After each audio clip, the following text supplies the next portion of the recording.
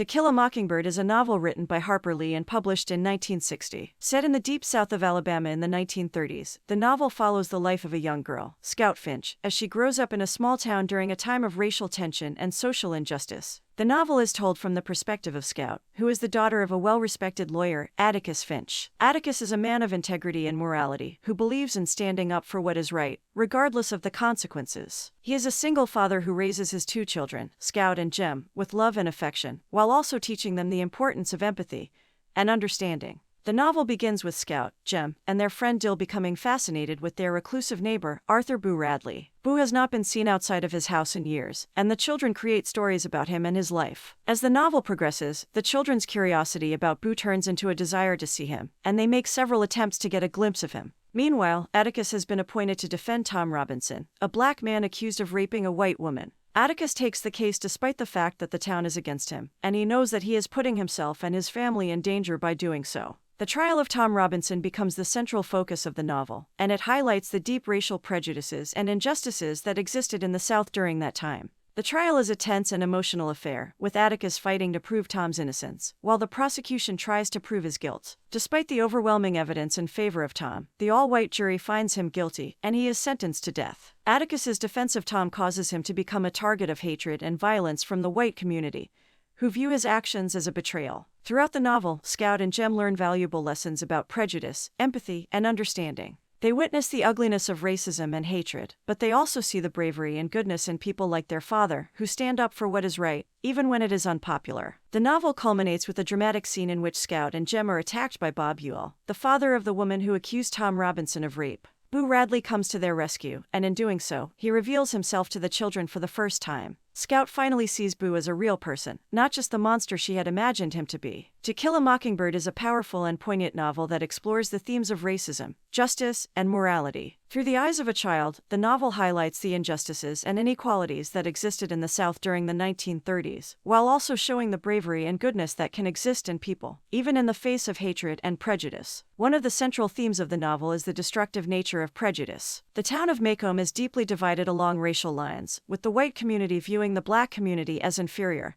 and unworthy. This prejudice is perpetuated by the media, the justice system, and even the education system, with children being taught to view black people as less than human. Atticus, however, refuses to perpetuate this prejudice. He teaches his children to see people as individuals, rather than judging them based on their race or social status. He teaches them to be empathetic and understanding, and to stand up for what is right, even if it is unpopular. Another important theme of the novel is the importance of morality and integrity. Atticus is a man of strong moral character, who believes in doing what is right, even if it is difficult or dangerous. He takes on the case of Tom Robinson because he believes in the importance of justice, regardless of the race of the accused. Atticus teaches his children to be honest and ethical, and to always stand up for what they believe in, even in the face of opposition. The novel also explores the concept of innocence and the loss of innocence. Scout and Jem begin the novel as innocent children, unaware of the ugliness and hatred that exists in their community. However, as they witness the trial of Tom Robinson and the reactions of the white community, they begin to see the world in a different light.